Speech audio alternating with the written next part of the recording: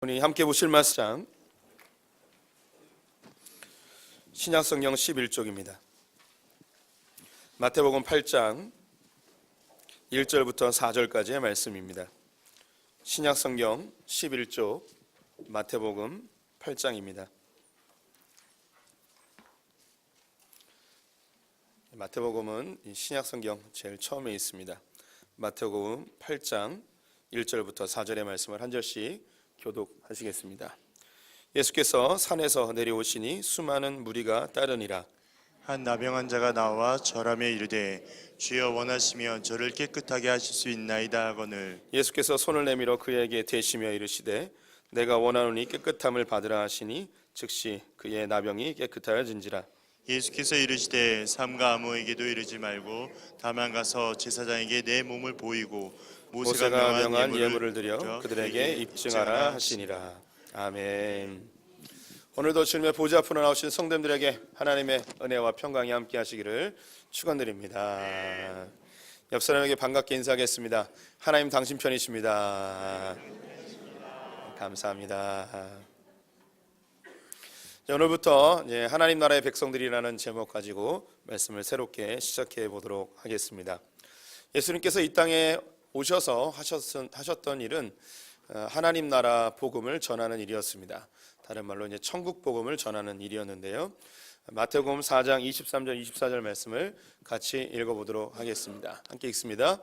예수께서 온 갈릴리에 두루 다니사 그들의 회당에서 가르치시며 천국 복음을 전파하시며 백성 중에 모든 병과 모든 약한 것을 고치시니 그의 소문이 온 수리아에 퍼진지라.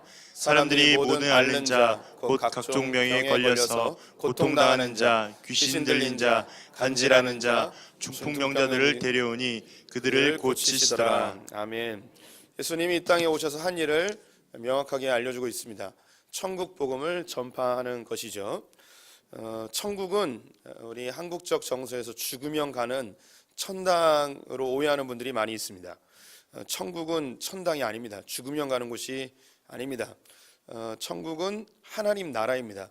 하나님 나라는 하나님이 통치하고 다스리시는 하나님의 법이 적용되어지는 것을 하나님의 나라라고 이야기를 합니다. 더 쉬운 이야기로 하나님이 왕이 되신 나라, 그리고 하나님의 백성들이 그 하나님의 다스림 속에 또 하나님의 그 질서와 법 안에서 살아가는 것, 이것이 이제 하나님의 나라입니다. 그런데 우리가 읽고 있는 이 마태복음에서는 하나님의 나라라는 말을 쓰지 않고 천국이라는 단어를 씁니다. 이제 뒤에 있는 마가복음, 누가복음, 요한복음은 하나님의 나라를 씁니다. 그래서 오늘 이 마태복음에서는 천국 혹은 풀어서 하늘나라라고 되어 있는데요. 그 이유가 이 마태복음은 처음 받았던 독자들이 유대인이었습니다. 다른 요한복음이나 누가복음 같은 경우에는 헬라인들이 처음 독자였습니다. 그래서 사용하는 단어가 좀 차이가 있습니다. 같은 의미인데 단어의 차이가 있었던 것이죠. 유대인들은 십계명에 여호와의 이름을 망령 때 읽지 말라는 이야기 때문에 하나님의 이름을 쉽게 부르질 않았습니다. 하나님의 이름이 이제 여호와인데요. 여호와라는 단어가 있지만 글자가 있는데 그 글자를 읽질 않았습니다. 대신에 글자는 여호와라고 써 있는데 읽기는 아도나이, 주님이라고 읽었습니다. 이 글자가 쓰여 있는데 나중에 어떤 일이 벌어지냐면 글자를 보고 아무도 이 글자의 진짜 부르는 호칭을 모르는 거예요. 모두가 다 잊어버린 거예요. 안 불러보니까는. 그래서 그 후대에 이 여호와라고 쓰여 있는 이 글자를 그럼 우리는 어떻게 읽을 것인가? 읽지를 못하니까요. 왜 읽지 못하냐? 왜 읽지 못하지 글자인데? 라는 생각이 있잖아요. 히브리어는요 자음이 없어요. 아야 어여 이게 없어요. 그냥 기역, 니은, 디귿, 리을 이것만 있는 거예요. 그래서 그 시옷, 피읍, 기역, 히읗 그러면 뭐 어떻게 읽으시겠어요? 잘 모르시겠죠? 소풍교회 한 거예요. 소풍교회 자음을 다 빼버린 거예요. 그래서 시옷, 피읍, 기역, 히읗 하면은 나중에는 소풍교회로 읽다가 안 읽으면 못 읽잖아요.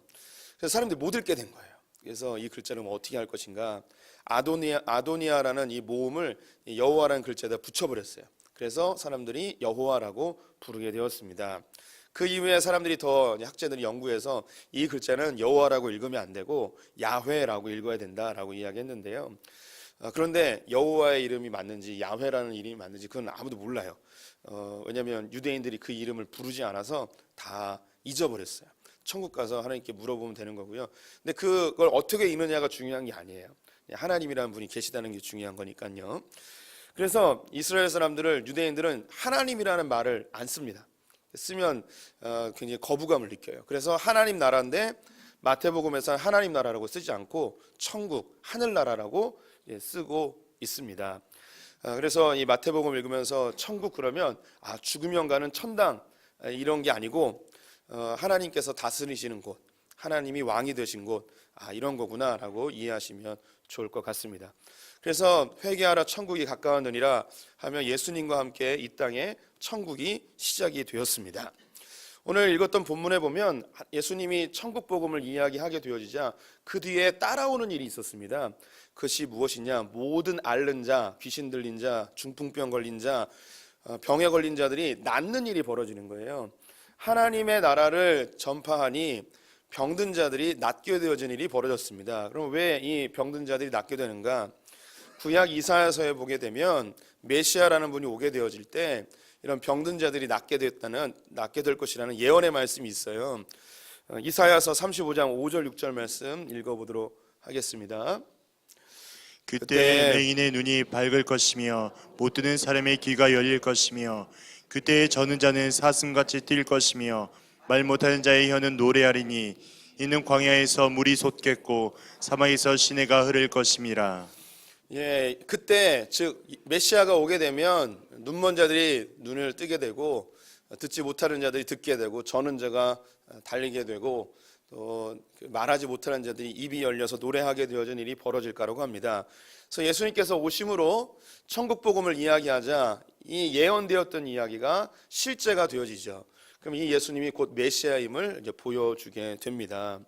그렇다면 왜 예수님이 오게 되자, 즉 천국 복음이 전파되어지자 이런 일이 벌어지는가? 성경은 이 세상이 죄로 인하여 많은 사람들이 고통과 질병 또 죄의 결과로 인한 질서가 파괴되어진 그런 세상에 살고 있다고 이야기하고 있습니다. 그래서 이 공중 권세를 잡고 있는 자가 사탄임을 이야기하고 있죠. 그래서 죄의 결과로 많은 삶의 어려움들이 또 질병들이 나타나게 되어집니다. 그래서 이 공중 권세 잡고 있는 사단의 나라에 예수 그리스도가 하나님의 나라를 가지고 들어옵니다. 그래서 이것이 점점점 확대되면서 이 사단에 의하여 공중 권세 잡은 사단에 의해서 지배되었던 그 죄의 결과들이 원형으로 회복되는 거예요. 하나님이 만드셨던 그 원래의 모습대로 이 땅은 에덴 동산의 모습으로 우리 성도님들은 죄 짓기 전에 온전했던 모습으로 죄로부터 해방되어지는 일이 이제 벌어지게 되는 것입니다. 이런 것은 우리가 한번 이미지로 생각해 보면 어떨까 싶습니다. 온 세상이 다 어둠 속에 있습니다. 예수 그리스도가 빛 되신 그분이 이 갈릴리 지방에 오게 되어지자 이곳에서부터 어둠이 사라지고 점점 빛이 확대되어지는 거죠. 그래서 이 어둠 속에 고통당하던 자들이 빛 가운데 나타나며 그들의 모습이 다시 원형의 모습으로 회복되어지는 모습을 한번 꿈꿔보시죠. 그래서 이것이 이제 시작이에요. 이 예수 그리스도가 오셔서 천국 복음을 전하신 것은 천국의 시작을 알리게 되어집니다. 그럼 이건 언제 완성되는가? 예수님이 십자가에 달려 돌아가시며 다 이루었다라고 했을 때 하나님 나라가 완성이 되어집니다. 하나님께서 이미 예수 그리스도를 통하여 이 땅에 하나님 나라를 완성하셨어요. 그런데 지금 이제 만들어지고 있는 것이죠. 예수님은 승천하셨고 이 하나님 나라를 만드는 것을 우리 예수 그리스도를 믿는 제자들에게 맡기셨습니다. 그래서 그리스도인들은 다 빛이에요. 그래서 어둠이 있는 곳에 들어가 하나님 나라를 선포하고 그 땅을 회복하는 일이 우리에게 맡겨진 사명입니다. 그래서 예수 그리스도와 함께 하나님 나라가 시작되었고 지금도 완성되어져 가고 있습니다. 이것이 다 완성되어지면 예수님이 이제 이 땅에 재림하시게 되는 것이죠. 예수님께서 이제 사역을 시작하시며 이 하나님 나라를 소개합니다. 이 하나님 나라는 어떤 나라인지, 이 하나님 나라는 어떤 사람들이 살고 있는지 이야기하죠. 그것이 우리가 잘 알고 있는 산상수훈이라는 것입니다. 심령이 가난한 자는 복이 있나니 천국이 저희 것이다. 애통하는 자는, 화평케 하는 자는, 의에 줄이고 목마른 자들은, 이런 사람이 바로 하나님의 나라에 들어가게 될 수 있고, 하나님 나라는 이런 곳입니다. 아무것도 염려하지 말고, 내일을 근심하지 말고, 비판하지 말고, 서로 이웃을 사랑하고, 막 이런 이야기들을 산상순에서 쫙 하죠. 이것은 마치 하나님 나라를 세워가는 헌법과 같은 것 같아요. 혹은 우리가 그 일제시대 때 대한민국의 주권을 회복하기 위해서 독립선언문을 외쳤던 것처럼, 예수님이 산상수훈에서 선포하신 이 말씀은 하나님 나라는 이런 것입니다. 이제 드디어 나를 통하여서 하나님의 나라가 이제 시작될 것입니다 라고 선언하는 장면과 같습니다. 이 산상수훈이 어디서 전해졌는지 우리 지도를 통해서 한번 보여드릴게요. 저 위에 보면 빨간색으로 동그라미 있죠. 이제 갈릴리 호수입니다. 갈릴리 호수에서 제일 유명한 도시가 가버나움입니다. 그 빨간색 바로 밑에가 이제 가버나움인데, 그 위에 팔복산이라고 있습니다. 이름은 후대에 붙인 것이고요. 예수님이 여기서 이제 산상수훈과 팔복을 이야기하셔서 팔복산이라고 지금은 불려집니다. 이 팔복산에는 팔복교회가 있어요. 교회가 팔각형으로 되어 있는데요. 휴게실도 팔각형으로 되어 있습니다. 그래서 그 예수님의 산상수훈을 기념하여 지금도 교회가 운영이 되고 있습니다. 이제 예수님께서 이렇게 산상수훈을 막 이렇게 이야기를 하셨습니다.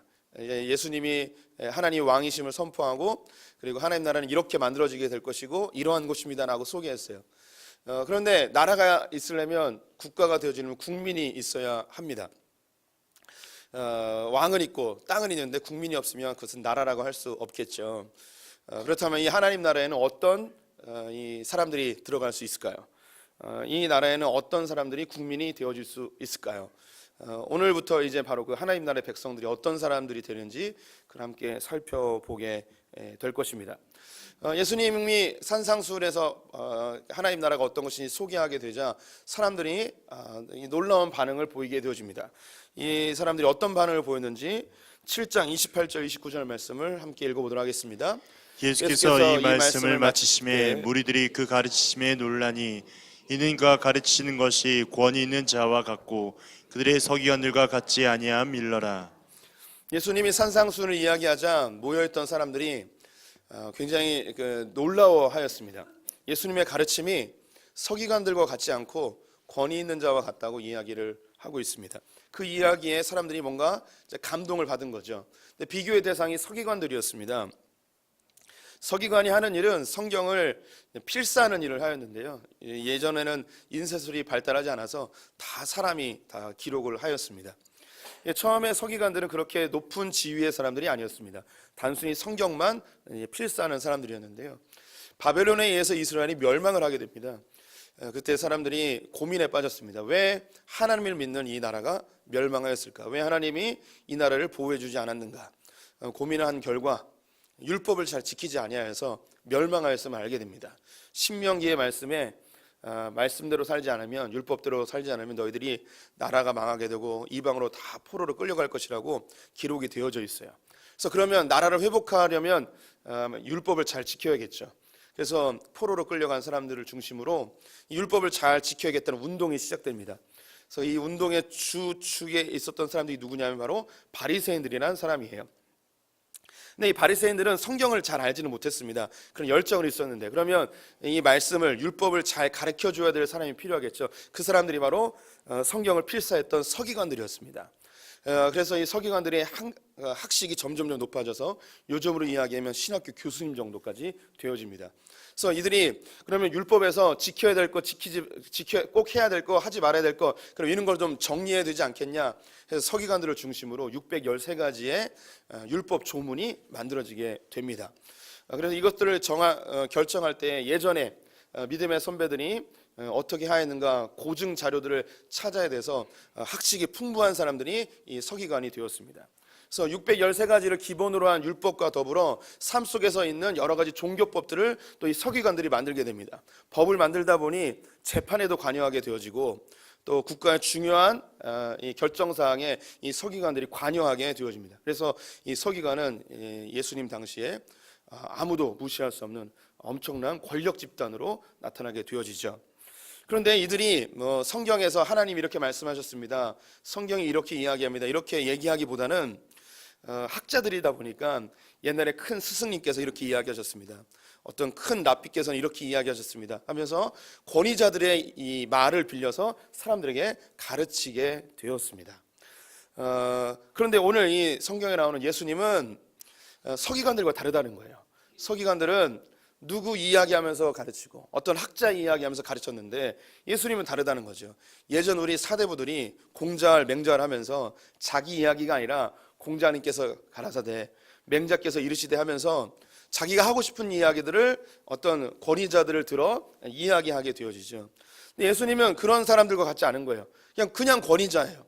그래서 누구의 이야기를 인용하여서 말하지 아니하고 무엇을 먹을까 무엇을 마실까 염려하지 마라, 내일 일은 내일 염려하라, 이웃을 사랑해라, 비판하지 마라, 그냥 대놓고 막 다 이야기해 버리는 거예요.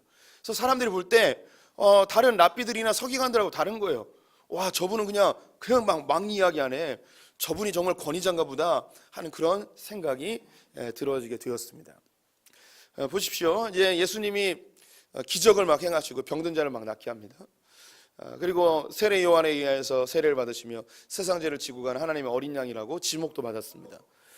또 오늘 산상수훈처럼 서기관들의 이야기와는 다르게 그는 권위 있는 자의 말처럼 그 말씀에 힘이 있고 사람들의 마음을 움직이는 그런 역사들이 나타나게 되었습니다.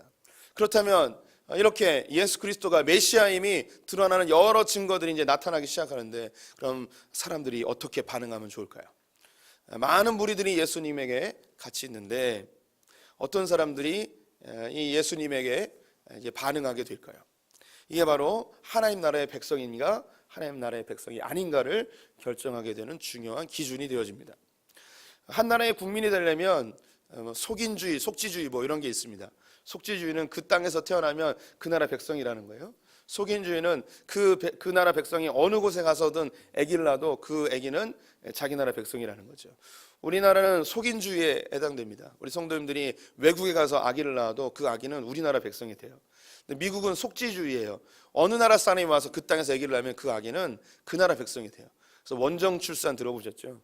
그래서 만삭되어진 아낙네들이 비행기 타고 미국에 가가지고 아기를 낳는 거예요. 미국 병원에서 아기를 낳으면 그 아기는 미국 시민권을 갖게 됩니다. 그러면 하나님 나라는 그럼 누가 이 시민권을 갖게 될까요? 하나님 나라는 어떤 사람들이 그 나라의 백성이 될 수 있을까요? 성경은 예수를 영접하는 자, 그 이름을 믿는 자들에게는 하나님의 자녀가 되는 권세를 주셨다고 이야기를 합니다. 하나님 나라 백성이 되려면 예수 그리스도를 영접해야 돼요. 예수님이 하시는 말씀에 반응을 해야 돼요.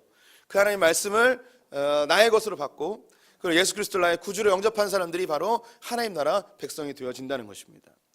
그래서 여기에 이제 많은 성도들이 있지만 우리가 같은 교회를 다닐지라도 이 가운데 하나님 나라 백성이 있고 하나님 나라 백성이 아닌 사람이 있을 수 있어요. 그냥 교회를 다니는 거예요. 오늘 수많은 무리들이 예수님의 뒤를 쫓게 되어집니다. 예수님의 그 신기한 이적들과 그분이 하신 말씀에 놀라워서 그분을 따라가죠. 그런데 누가 가장 먼저 이 예수님의 이 메시아 되심에 대하여 반응을 하는가? 이제 오늘 8장부터 이야기를 할 텐데 8장과 9장에는 10종류의 사람이 등장을 합니다. 이 사람들은 이 땅에 있는 하나님이 택하신 백성들을 상징적으로 보여주는 10이라는 완전 숫자로 표현하고 있습니다. 그리고 예수님께서는 이 사람들에게 10가지의 기적을 일으킵니다. 그래서 이 기적들을 통하여서 이 사람들을 하나님 나라 백성으로 데려오게 되어지죠. 그들이 죄악으로 이 세상의 여러 질병으로 귀신에 의하여 공중권세 잡은 사단에 의하여 결박되어져 종노릇하고 있는 그들 가운데 예수님이 그 결박을 푸시고 하나님 나라 백성들을 되찾아오는 하나님 나라 백성을 구원해내는 일을 하시죠. 이것은 마치 모세가 이스라엘 백성들을 애굽에서 건져낼 때 10가지의 기적으로 이스라엘 백성을 건져낸 것과 같은 그런 유사한 형태를 가지고 있습니다. 그러면 가장 먼저 예수님이 이 산상수훈을 이야기하고 하나님 나라가 어떤 것인지 선포한 때에 가장 먼저 반응한 사람이 누구인가? 오늘 읽었던 바로 나병 환자 한 사람이었습니다. 이 한 나병 환자가 예수님의 말씀에 반응을 보이게 됩니다. 나병이라는 것은 예전에 우리가 문둥병이라고 표현을 했습니다. 예전 성경에는 문둥병자라고 되어 있습니다. 근데 우리나라에서 이 문둥병자는 이 나병 한센시병을 갖고 있는 사람을 천하게 일컫는 언어이기 때문에 요즘은 한글 성경에 사용하지 않고 공식적으로 한센시병이라고 이야기합니다. 나병이라고 이제 표현도 하지요. 성경에 나와 있는 나병은 우리가 알고 있는 그 진성 나병이라고 불리는 그런 한센시병하고는 좀 차이가 있습니다. 여기 성경에서 이야기하는 나병은 진성 나병과 더불어 악성 피부병을 다 포함합니다. 이때는 그 질병을 명확하게 구분할 수 있는 때는 아니었기 때문에 진짜 나병 환자와 악성 피부병자를 다 합해서 이제 그 나병이라고 표현합니다. 그래서 이 악성 피부병에 걸렸던 사람들은 이게 나아요. 실제로 자연스럽게 낫는 경우가 있습니다. 나병은 이게 낫질 않거든요. 근데 이 악성 피부병은 나아요. 그래서 제사장에게 자기 몸에 이 악성 피부병, 나병이 낫게 되어지면 가서 검사를 받고 공동체 안으로 다시 들어올 수 있었습니다. 이 나병이나 악성 피부병은 전염병이기 때문에 공동체에 함께 거하면 안 됩니다. 그래서 진영 밖에서 살도록 하였고요. 토굴이나 바위 틈에서 살아가고 있었습니다. 오늘 이 그 나병 환자가 반응한 것을 1절과 2절에서 한번 읽어보도록 하겠습니다. 1절, 2절 같이 읽어보겠습니다.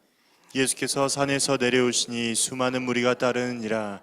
한 나병 환자가 나와 절하며 이르되 주여 원하시면 저를 깨끗하게 하실 수 있나이다 하거늘.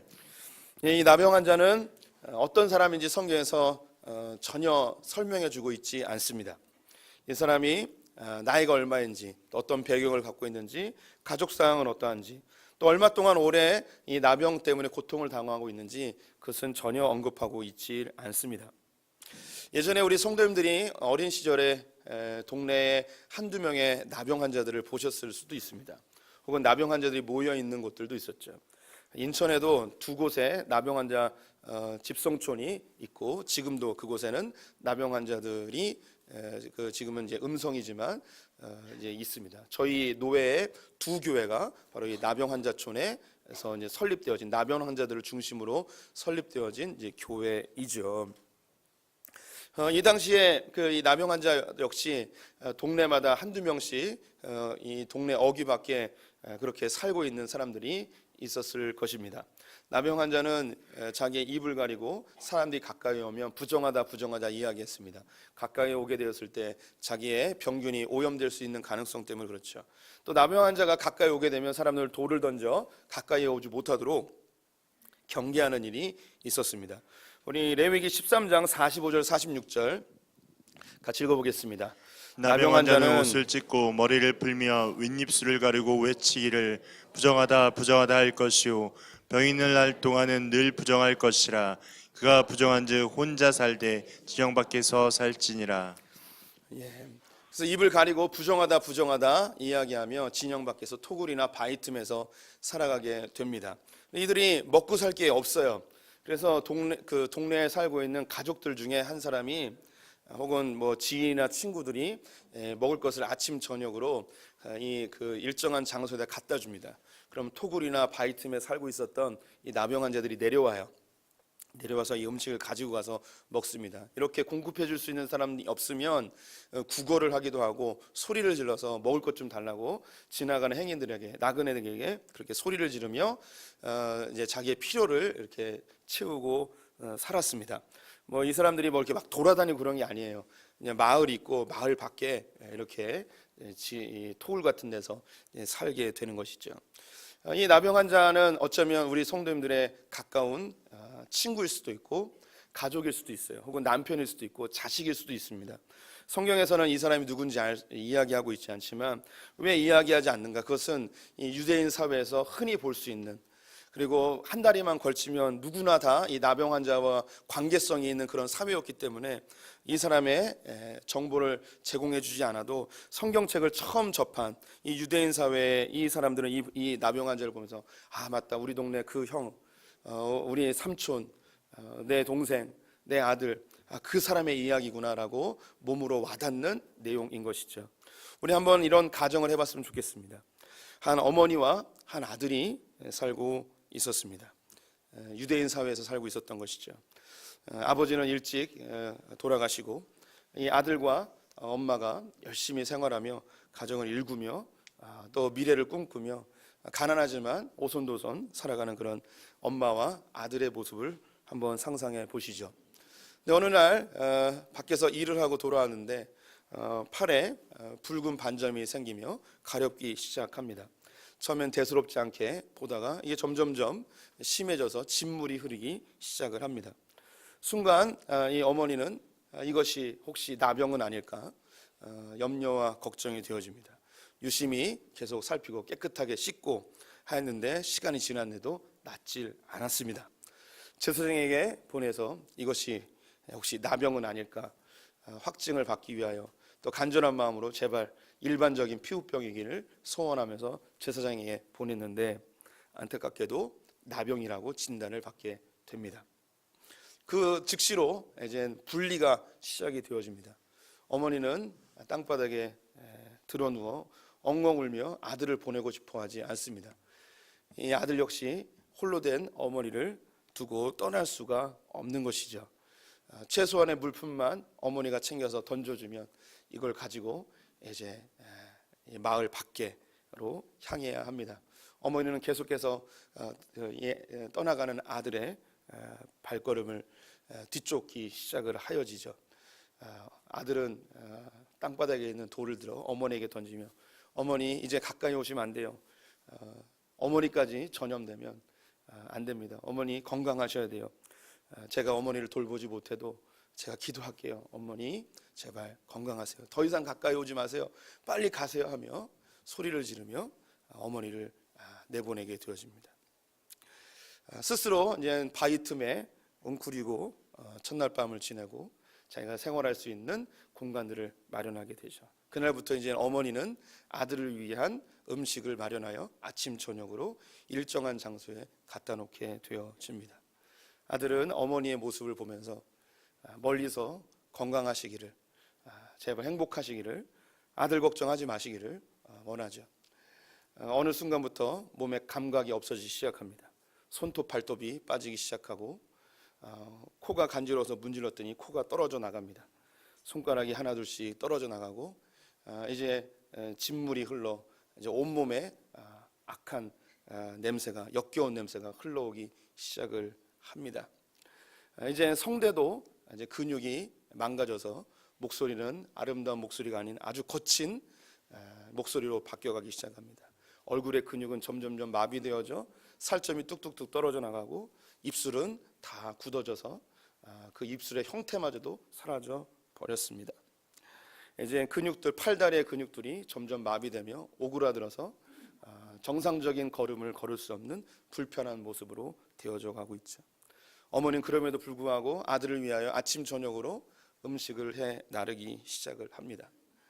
이 나병 환자, 이 문둥병 청년에게는 엄청난 단절감이 찾아왔을 것입니다. 예전에 같이 있었던 친구들 분명히 자기 눈앞에 걸어가고 있지만 눈길 한번 주지 않는 그런 단절감, 자기의 가까웠던 친척들, 또 함께 있었던 자기의 알았던 사람들이 예전에 이렇게 함께 웃었던 사람들이 지금은 자기를 혐오스럽게 바라보며 부정하다고 가까이 하지 않는 모습에 그 마음의 단절감과 외로움이 또 때로는 분노가 그 안에 차오르기 시작을 하죠. 그래도 꾹꾹 누르며 어쩔 수 없다는 그런 이 포기와 더불어서 또 하나님께서 혹시나 나의 삶을 변화시키지 않을까라는 기대감에 그런 아픔의 세월들을 계속 보냅니다. 근데 어느 날 음식을 갖고 오는 어머니의 모습을 보니까 허리가 많이 굽었고 예전에 그 건강했던 모습은 사라지고 너무나 쇠약한 모습으로 바뀌어져 있습니다. 멀리서 걱정스러운 이 아들이 엄마 이름을 부르죠. 엄마 괜찮아요?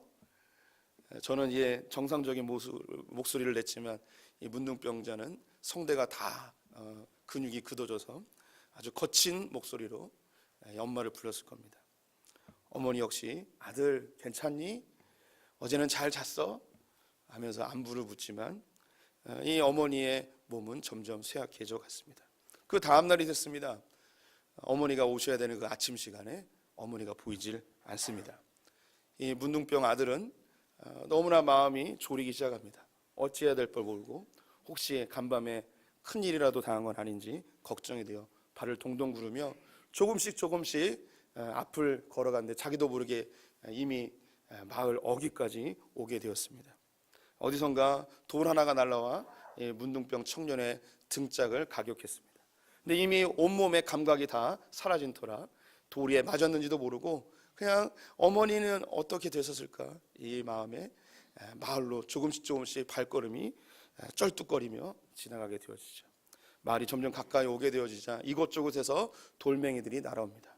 그래서 얼굴에 가격되어진 돌멩이에 피가 쭉 흐르며 이 피를 보고서야 정신을 차리고 자기가 너무 마을 가까이까지 왔음을 알고 이제 발걸음을 돌려 자기가 은신하고 있는 토굴로 다시 향합니다.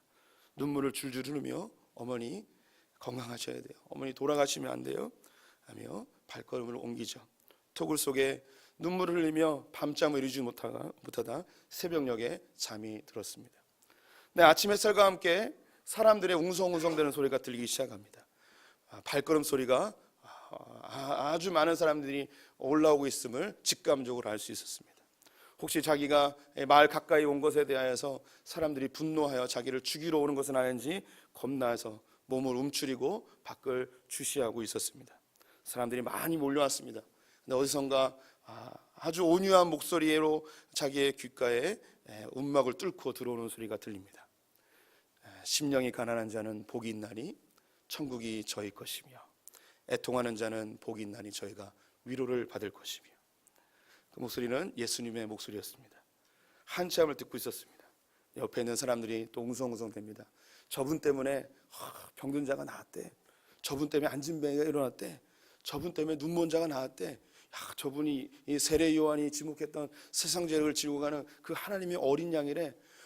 맞아, 저 이사야서에서 얘기했던 그 이야기가 이제 드디어 이제 실현이 된 거야 하며 사람들이 웅성웅성대며 이 예수님에 대하여 정보를 들려줍니다.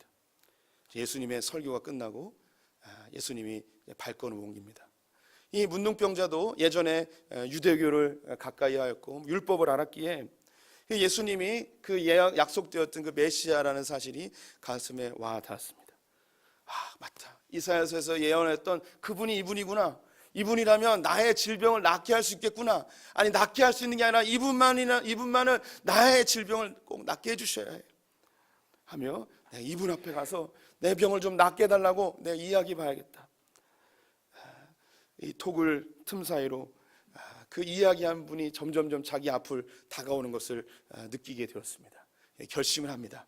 하나, 둘, 셋 하며 토굴 밖으로 튕겨져 나갔습니다. 사람들이 다 깜짝 놀라서 이 토굴에서 나온 온몸이 쭈글쭈글하고 고름이 철철 흐르고 악취가 나는 이 문둥병자를 보며 다 발라당 누워서 어떻게 제어할 수도 없는 상황이 되었습니다. 그때 이 문둥병 청년은 다 깨어져 버린 근육이 파열된 성대로 입술이 다 뭉개진 그 고백으로 그 예수님께 이야기합니다. 주여 원하시면 저를 깨끗게 하실 수 있나이다. 주님 제발 나를 깨끗게 해주십시오. 오늘 성경에는 완벽한 문장으로 되어 있지만 주변에 있는 사람들은 그가 무슨 얘기를 했는지도 알아듣지 못했을 거예요. 어떤 한 그 문둥병으로 온몸이 으스러져 있는 어떤 한 사람의 괴성과 같은 그 이야기의 사람들은 다 놀라 있겠죠. 그럼 마지막 한 가지, 주님 당신만이 나를 치유할 수 있습니다. 나의 애통한 마음 왜 납니까? 왜 나여야 합니까? 내가 도대체 뭘 그렇게 잘못했습니까? 왜 내가 이런 고통을 대해야 됩니까? 우리 어머니가 도대체 무슨 죄를 졌기에 이런 아들 때문에 그렇게 힘들어해야 합니까? 하며 그 애통해하는 마음, 사람들이 다 자기를 버리는 그 마음의 단절감 속에, 철저한 외로움 속에 홀로 있는 그 고독감 속에 밤잠을 이루지 못하며 눈물을 흘렸던 수많은 날들을 예수님 당신이라면 고칠 수 있으실 겁니다. 사람들이 하나둘씩 땅바닥에 있는 돌을 집어들어 그 사람을 향해 던지려고 합니다. 그때 예수님이 손을 내밀어 이 문둥병자의 고름이 철철 흐르는 짓 물린 그 손에, 그 몸에 손을 대시며 이야기합니다. 내가 원하노니 깨끗함을 받아라. 이 문둥병자에게 수년 동안 아니면 혹시 수십 년 동안 그 누구도 그 몸에 손을 댄 사람은 없었습니다. 우리 성도님들, 접촉 결핍증이라고 들어보셨습니까? 사람이 주변 사람들과 접촉을 안 하면 사람의 감정이 메말라서 병이 든대요. 갓난아기 아이들이 태어나면 어머니가 안아주고 스킨십 해주고 접촉을 많이 해줘야지 아이가 건강하게 자란대요. 접촉이 없으면, 스킨십이 없으면 사람이 메말라가요. 이 나병 환자는 그 짓무른 온몸 때문에 아무도 그에게 만져주지 않았어요. 어쩌면 이 나병 환자 평생의 소원이 사람의 온기를 한번 느껴보는 게 소원이었을지도 모르겠습니다. 예수님은 이 사람의 마음을 정확히 아셨어요. 그에게 손을 대십니다. 아니, 이 손을 댄 것만으로도, 이 나병 환자는 몸이 깨끗해지지 않을지라도 이 손을 댄 것 이 하나만으로도 이분, 권위 있는 이분, 세상 죄를 지고 가는 하나님의 어린 양, 구약에서 예언한 그 메시아가 나에게 손을 댔다는 이 하나만으로 그의 마음은 이미 치료가 시작이 되었죠. 그의 마음뿐만 아니라 뭉그러졌던 이 살이 다시 돋아나기 시작합니다. 굳어졌던 얼굴에 다시 근육이 살아납니다. 찢어졌던 성대가 다시 온전케 되어집니다. 말라 비틀어졌던 팔다리가 점점 펴져 온몸이 곧게 서게 되어집니다. 나병이 있기 전에 그 오리지널 이미지로 조금씩 바뀌어지게 되어지죠. 사람들이 다 놀라서 환호성을 지릅니다. 사람들이 다 소리를 지를 때 예수님이 이 나병 청년을 가까이 하고 귀에 속삭입니다. 아무에게도 이 이야기를 하지 마라. 그리고 너는 지금 당장 제사장에게 가서 네 몸을 검사받고 이제 일상의 삶으로 돌아가서 멋지게 살아보지 않으래? 하고 이야기합니다. 오늘 본문은 그 이후의 이야기를 언급하지 않습니다. 하지만 마가복음과 누가복음에 가면 이 나병 환자가 마을에 돌아가 예수님이 하신 일을 증거하게 됩니다. 이 나병 청년은 곧바로 제사장에게 달려갔을 겁니다. 그리고 자기의 깨끗한 몸을 보여주며, 제사장님, 제가 얼마 전까지 나병이 있었는데 예수님이라는 분에 의해서 몸이 이렇게 깨끗해졌습니다. 한번 확인해 주십시오. 정말로 깨끗하게 되겠구나. 이 청년, 나병 환자 청년은 어머니에게 달려갑니다. 어머니는 몸이 쇠약해져 드러 누워 계셨습니다. 어머니에게 달려가 어머니를 끌어안으며, 엄마, 나왔어요. 내 온몸이 다 깨끗하게 됐어요. 네가 어떻게 이렇게 깨끗하게 됐니? 예수님이란 분이 나를 만져주셨어요. 나를 다시 회복시켜 주셨어요. 그 이후로 이 나병 환자는 사람들에게 그 예수님을 증거하게 되어지죠. 오늘 이 나병 환자는 심령이 가난한 자였습니다. 예수님 외에는 자기를 그 누구도 고칠 수 없을 것이라는 간절함이 있었습니다. 나병 환자는 애통하는 자였습니다. 슬퍼하였습니다. 자기의 삶의 환경, 자기의 처지, 자기 자신에 의하여, 또 자기로 인하여서 고통받는 나의 가족 구성원들, 나의 어머니, 아버지, 나의 자녀들 때문에 그 마음에 슬픔과 애통이 가득 찼던 자였습니다. 누가 하나님 나라의 백성이 될까요? 그 첫 번째 사람이 바로 심령이 가난한 자였고 애통하는 자였습니다. 마태복음 5장 3절 4절 말씀 같이 읽어보겠습니다. 심령이 가난한 자는 복이 있나니 천국이 그들의 것이미요, 애통하는 자는 복이 있나니 그들의 위로를 받을 것이미요. 함께 찬양하겠습니다.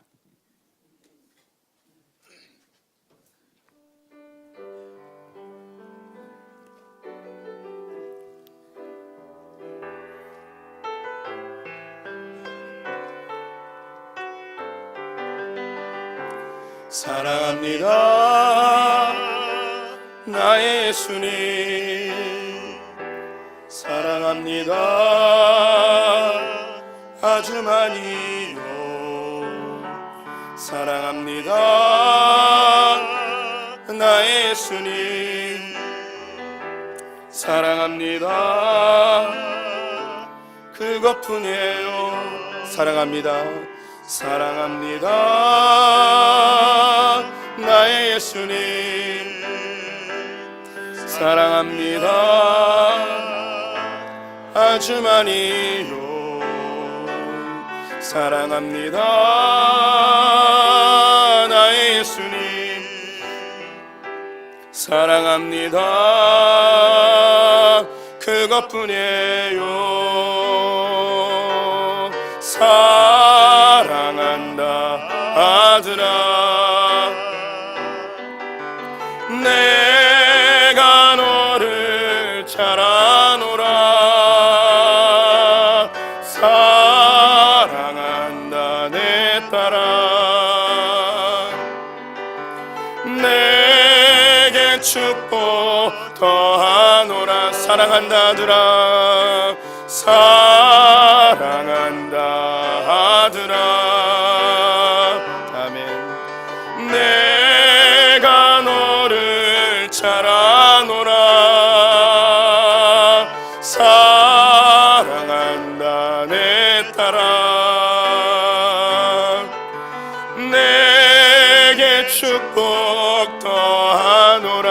사랑한다 아들아, 사랑한다 아들아.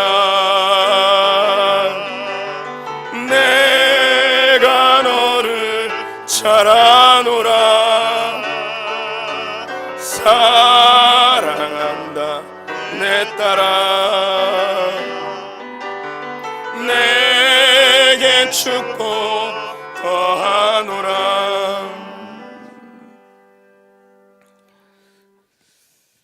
우리가 처음 주님을 찾아왔을 땐 심령이 가난하였습니다.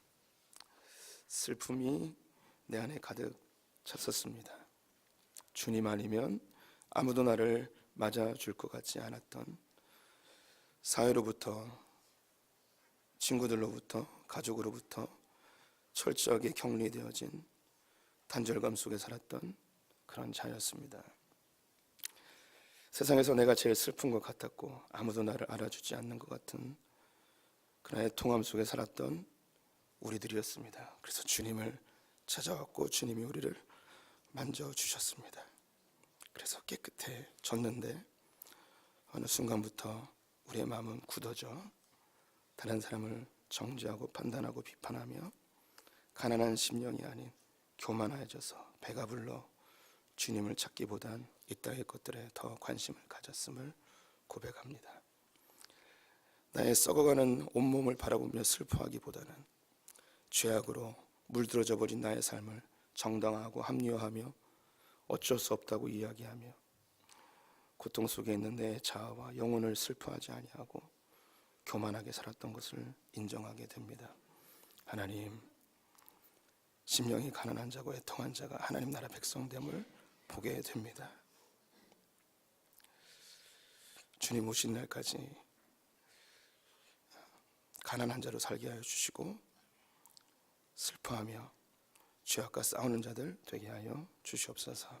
주님께로만 가까이 가는 백성들 되게 하여 주시옵소서. 예수님의 이름으로 기도드렸습니다. 아멘.